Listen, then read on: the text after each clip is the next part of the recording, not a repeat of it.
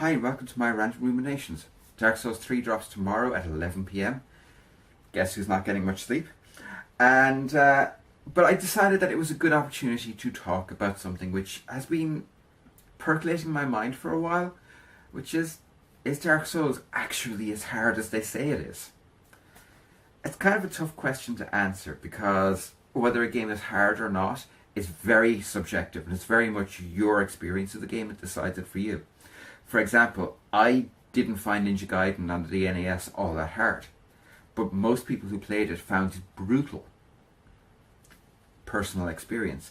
A game suits you or it doesn't. The way you play makes the game suit you or it doesn't. Dark Souls.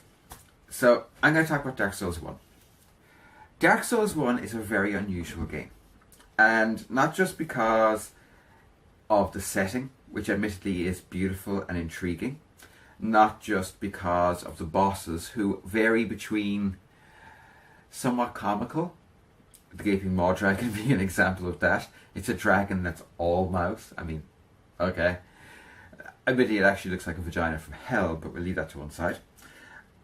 But it varies from that to Artorias the Abyss Walker, which was one of the most challenging fights I have ever played in any video game. It was difficult, but it was difficult because I had trouble learning his moveset and learning his patterns and shaping my responses to those patterns. For some reason, it took me a long time. But here's the thing. I never felt in Dark Souls 1 that when I died, it was anyone's fault but mine. To me, that makes Dark Souls 1 challenging, not hard. To me, a hard game means that a truly hard game to me means that the game developers and the game designers screwed up. They've made a game where your deaths are cheap, where when you die, it's often because the enemy is way overpowered, or it has a move that there's no way to know when it's happening, where there's absolutely no sign that, oh, this particular mob is about to unleash a game-breaking move. Dark Souls 1, that doesn't happen.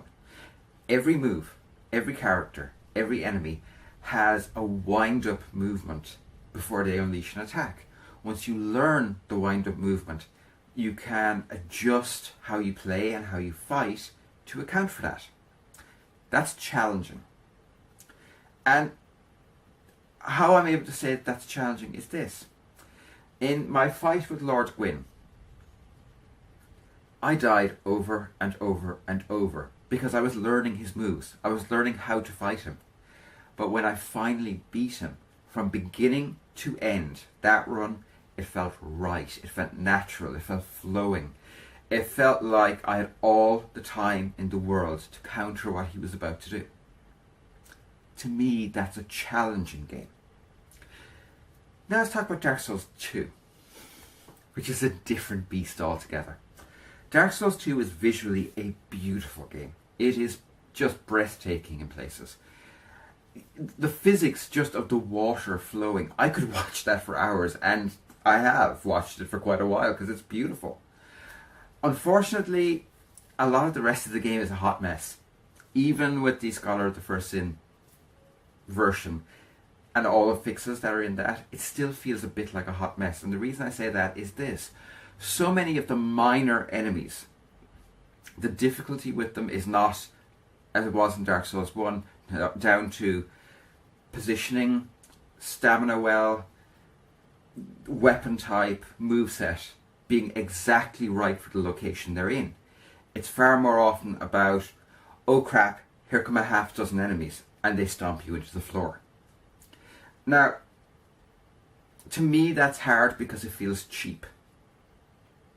It feels like there's no way for me to win that fight.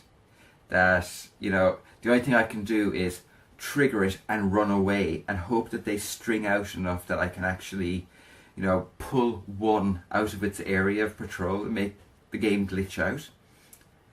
That's not a hard game. That's not a challenging game. That's a game where you almost have to use bugs to beat it. That said, the bosses, as much as I hate the Pursuer, it's a really well designed boss. It's challenging, but it's challenging and fair. I don't feel that the Pursuer is cheap. I don't feel that the old Dragon Rider is cheap. I don't feel that the Ornstein version 2.0 is cheap. They're challenging. But if you know your character well, if you're able to learn quickly, you can beat them on your first go through just by watching their moves carefully for a few seconds and then countering them. So I guess that brings us back to the question, are they hard? If they're a type of game that doesn't suit your playstyle, they're brutal, but they're fair. If they're a type of game that does suit your playstyle, they're brutal, but they're fair, more or less. Dark Souls 1, almost entirely. Dark Souls 2, mostly, but not in some places. Do they deserve the reputation they have for difficulty? Not really. If you are even an intermediate or even a bad gamer, and I'm quite bad at them, if you have the patience and the grit and the determination to reach the end, you will reach the end. So to me, no, they're not hard. They're challenging, and challenging is good. Anyway, I will be back tomorrow with The Witcher, and then Tuesday will be Dark Souls 2, and at 6 o'clock, Dark Souls 3. I'm going to start Dark Souls 3, I think, on Tuesday with maybe a 45-minute episode, and then after that it'll be 20 minutes to 30 minutes at most, until I finish the game. And I'm so looking forward to this. So, have a great day. Be good. I'll talk to you all again soon. Bye.